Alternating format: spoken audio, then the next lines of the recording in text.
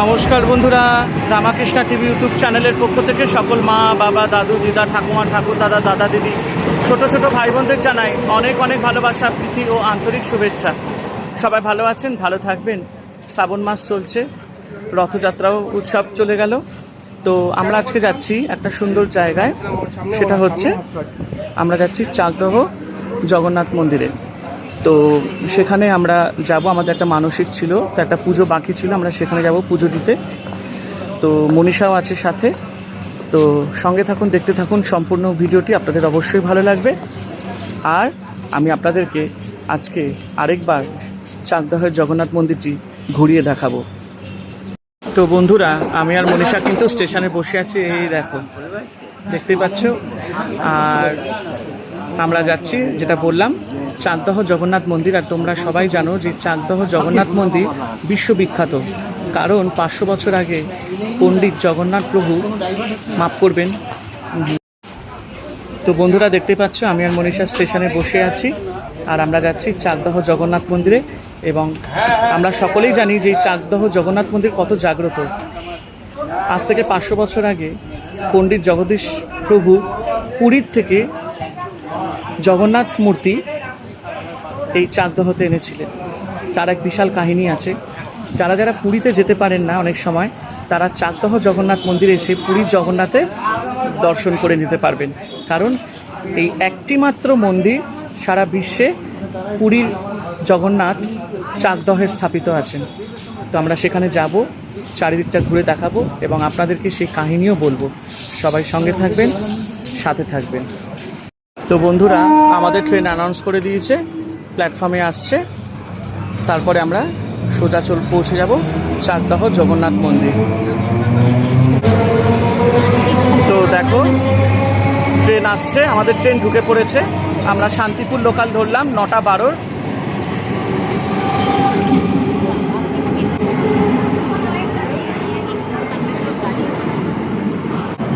প্রচুর ভিড় কিন্তু। তো চলে, এবার আমরা ট্রেনে উঠবো। এখন ক্যামেরাটা অফ করি। বন্ধুরা, আমরা চাকদহ স্টেশন এসে গেছি, আর কিছুক্ষণের মধ্যে আমরা জগন্নাথ মন্দিরে পৌঁছে যাব। দেখতেই পাচ্ছেন ট্রেন দাঁড়িয়ে আছে, আর আমরা এখন পায়ের পথে এগোবো। টোটো বা একটা অটো ধরেই আমরা মন্দিরে পৌঁছে যাব। তো চলুন।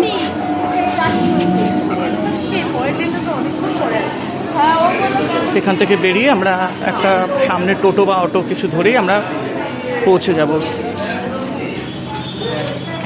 তো দেখো বন্ধুরা, আমরা ট্রেন থেকে নেমে গেছি, আর আমরা সোজা একটা টোটো ধরে আমরা যাচ্ছি জগন্নাথ মন্দিরে। আর এই যে মনীষা বসে রয়েছে, টোটোটা আমাদেরকে নিয়ে যাচ্ছে জগন্নাথ মন্দির। দাদা, এখান থেকে ভাড়া কত?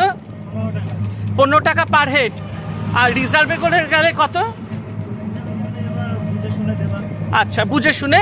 তো এখানে দাদাদের সেরকম কোনো পার্টিকুলার স্পেসিফিক ডিমান্ড নেই, তবে অবশ্য তিনি যেটা বললো যে বুঝে শুনে একটা দিলেই হলো। তো বেশ ভালো লাগলো শুনে। তো চলুন, আমরা এখন মন্দিরে যাচ্ছি। তারপর আপনাদের সাথে আমরা মন্দিরে গিয়েই তারপরে তোমাদের সাথে আমি আবার মন্দির দর্শন করাবো, চারিদিকটা ঘুরে দেখাবো। আর আমার কিন্তু বেশ ভালো লাগছে এখানে, সত্যি জায়গাটা এত ভালো, মানে কোনো কথা হবে না। বাজার হাট জমজমাটার, তার উপর আজকে রোববার, বুঝতেই পারছো। তো দেখতে পাচ্ছেন আমি চলে এসেছি চাকদহ জগন্নাথ মন্দিরে। আমার ভীষণ একটি প্রিয় জায়গা। যখনই আমার মন খারাপ হয়, আমি সব সময় এই জগন্নাথ মন্দিরে আসি, আমার খুব ভালো লাগে। তো চলুন, আমি এখন আপনাদেরকে এই মন্দিরের ঐতিহাসিক কাহিনী, কি করে মন্দির স্থাপনা হলো, কে করলেন, কিভাবে মন্দিরে আসবেন, যাতায়াত মানে রুট কি আছে, সমস্ত কিছু এখন আমি আপনাদের বিস্তারিতভাবে বলবো, এবং মন্দিরের দর্শনীয় সময় কি কি সমস্ত কিছু বলবো। কিন্তু আপনারা কিন্তু প্রথম থেকে শেষ অবধি পুরো ভিডিওটি দেখবেন। নদিয়ার চাকদহের যশোরা গ্রামের প্রায় 500 বছরের প্রাচীন জগন্নাথ মন্দিরের পেছনে রয়েছে জগদীশ পণ্ডিতের পুরী থেকে বিগ্রহ আনার এক অলৌকিক ও ভক্তিভরা কাহিনী, যার প্রমাণ আজ এই চাকদহ জগন্নাথ মন্দির। এই মন্দিরে বলরাম ও সুভদ্রা ছাড়াই কেবল একা প্রভু জগন্নাথ দেবের অবস্থান করেন। ভক্ত জগদীশ পণ্ডিত পুরী থেকে জগন্নাথ দেবের ভারী মূর্তিটি লাঠিতে ঝুলিয়ে ও কাপড়ে ঢেকে অলৌকিকভাবে পাখির ডানার মতো হালকা করে বাংলায় নিয়ে আসছিলেন, মানে আমাদের এই পশ্চিমবঙ্গে। চাকদহের যশোরা গ্রামে গঙ্গার তীরে এসে তিনি বিগ্রহটি মাটিতে রেখে গঙ্গা স্নানে যান। স্নান সেরে ফিরে এসে তিনি আর মূর্তিটি তুলতে পারেননি, কারণ তা আবার প্রচণ্ড ভারী হয়ে গিয়েছিল। তিনি বোঝেন প্রভু এখানেই থাকতে চান।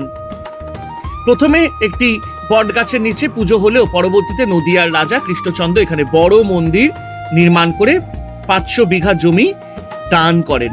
আর আজকে এই মন্দির আমাদের সামনেই উপস্থিত। এই মন্দিরের প্রধান উৎসব হলো রথযাত্রা। যেহেতু এখানে বলরাম বা সুভদ্রা নেই, তাই কেবল প্রভু জগন্নাথ দেব একাই রথে চেপে মাসির বাড়ি যান। এই উপলক্ষে মন্দির প্রাঙ্গণে এক বিশাল মেলা বসে।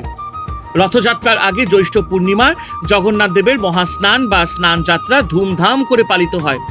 এই দিনটিতেও দূর দূরান্ত থেকে প্রচুর ভক্তের সমাগম ঘটে এবং বিশেষ পুজো ও মেলার আয়োজন করা হয়। মন্দিরটি চাকদহ রেল স্টেশন থেকে সড়ক পথে কিছুটা ভেতরে শান্ত ও মনোরম পরিবেশে অবস্থিত। কলকাতার শিয়ালদহ স্টেশন থেকে শান্তিপুর, রানাঘাট, কৃষ্ণনগর বা গেদে লোকাল ট্রেনে চেপে চাকদহ স্টেশনে নামতে হবে। ট্রেন জার্নিতে সময় লাগে আনুমানিক 1 ঘন্টা 20 মিনিটের মতো। চাকদহ স্টেশনের 1 নম্বর প্ল্যাটফর্মের বাইরে থেকে যশোরা জগন্নাথ মন্দিরের জন্য সরাসরি ভ্যান বা টোটো বা অটো পেয়ে যাবেন। শেয়ার অথবা রিজার্ভ পাওয়া যায়। স্টেশন থেকে মন্দিরের দূরত্ব সামান্য। কলকাতা বা সংলগ্ন এলাকা থেকে গাড়ি নিয়ে এলে কল্যাণী এক্সপ্রেসওয়ে ধরে বারাজগুলি হয়ে জাতীয় সড়ক 12 মানে NH-12 দিয়ে সরাসরি চাকদহ পৌঁছানো যায়। মন্দিরটি সাধারণত প্রতিদিন সকাল 7টা থেকে দুপুর 12টা 30 মিনিট এবং বিকেল 4টে থেকে রাত 8:30টা পর্যন্ত ভক্তদের জন্য খোলা থাকে।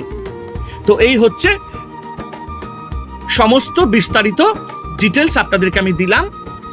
আশা করি আপনারা নিজেদের মতন করে সময় নিয়ে অবশ্যই মন্দিরে আসবেন, খুবই ভালো লাগবে। এবং আমি আপনাদের এক্ষুনি এই মন্দিরের যে কর্মকর্তা আছে তার সাথে একটুখানি আলোচনা করিয়ে দেবো, সবাই মন দিয়ে শুনবেন। খাবারের ব্যাপারটা হচ্ছে ফোন নম্বর ওখানে দেওয়া আছে, আমার কাছে ফোন নম্বর এখানে আছে। ওই ফোনে একদিন আগে আপনাকে বুক করতে হবে, সকাল 9টা থেকে রাত 9টা পর্যন্ত। আচ্ছা, বুকিং হয়ে গেল। হ্যাঁ, যখন আপনি পরের দিন আসবেন তখন কুপনটা কেটে নিলেন। হ্যাঁ, এটা খাওয়ার ব্যাপারটা মিটে গেল। হ্যাঁ, আর মন্দির হচ্ছে ঠিক 4:30টায় খোলে। হ্যাঁ, 4:30 সকালের যে ভোগ আরতির গান হয়, হ্যাঁ, আবার 8টায় বন্ধ হয়ে যায়। হ্যাঁ, আবার 8:30টায় ভোগ ওঠে। হ্যাঁ, 12:30টা পর্যন্ত মন্দির খোলা থাকে। আচ্ছা, এবার আবার 11:30টায় ভোগ ওঠে, 11:30টায় ভোগ উঠছে এখন। এরপরে 12টায় ভোগ আরতির গান হবে। 12:30টায় মন্দির বন্ধ হয়ে যাবে। হ্যাঁ, তারপরে আবার খাওয়া দাওয়ার অনুষ্ঠান, দুপুরে খাওয়া দাওয়ার অনুষ্ঠান। হ্যাঁ, আবার মন্দির খুলবে ঠিক বিকাল 5টায়। হ্যাঁ, 5টা থেকে 8:30টা পর্যন্ত। আচ্ছা, তারপর বিকালে আবার সন্ধ্যাবেলা পাঠ কীর্তন আছে, 5:30টা থেকে পাঠ কীর্তন আছে, ভগবত পাঠ আছে। তারপরে সন্ধ্যা আরতি আছে, পরিক্রমা আছে, তারপরে প্রসাদ আছে। তারপরে সবাই চলে যাবে, আবার ভোগ উঠবে। আচ্ছা, ভোগ উঠার পরে 8:30টায় মন্দির বন্ধ হয়ে জগন্নাথ আচ্ছা খেয়ে দিয়ে শুয়ে পড়বে। বুঝতে পারলাম। এই নিত্য নতুন, এটা হচ্ছে কন্টিনিউ চলতেই থাকবে 4:30 থেকে শুরু।